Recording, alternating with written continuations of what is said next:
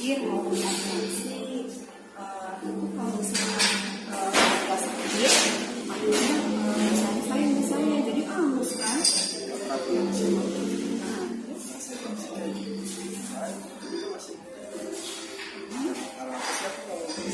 Terus semuanya.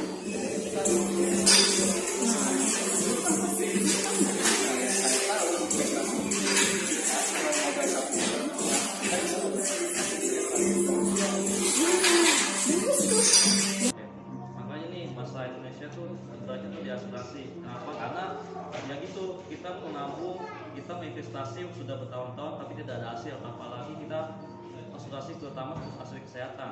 Ketika kita sakit di tengah jalan, kita mengklaim rumah sakit, jadi agen asuransinya tidak bisa mengklaim. Harus kita ketahui dalam memilih produk asuransi.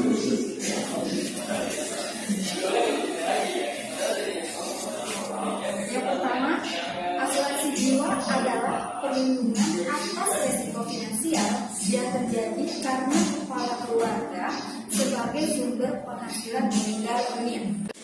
Oke, untuk yang kedua, asuransi kesehatan adalah perlindungan atas resiko finansial yang terjadi karena adanya biaya yang diperlukan sama kita di rumah sakit.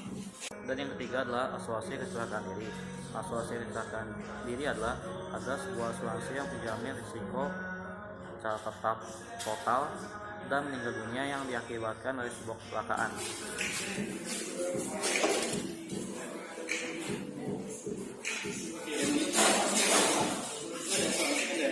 Berhubungan dengan manfaat kendaraan atau risiko perusahaan kecelakaan atau kehilangan. Yang kelima, ada asuransi perjalanan. Asuransi perjalanan adalah perlindungan Anda dan keluarga untuk menutupi biaya yang timbul akibat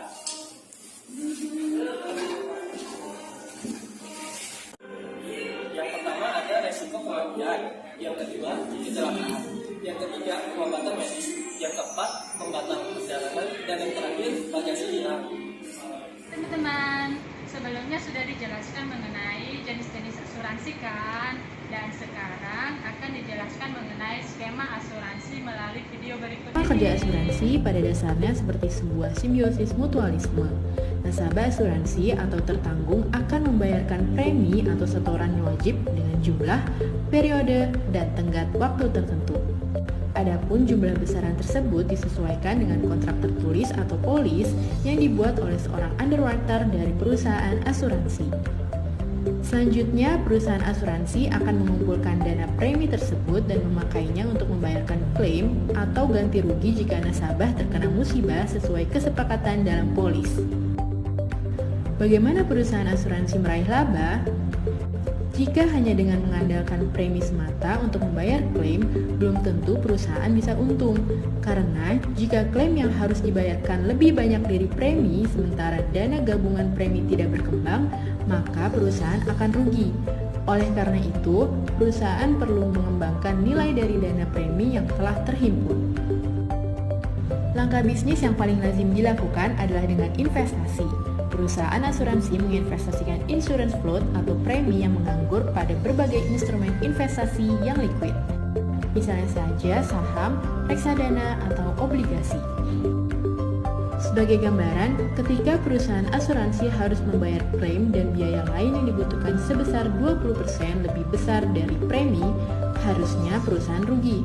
Namun, ternyata perusahaan membuat keuntungan 30% dari investasi, sehingga perusahaan masih bisa untung 10%.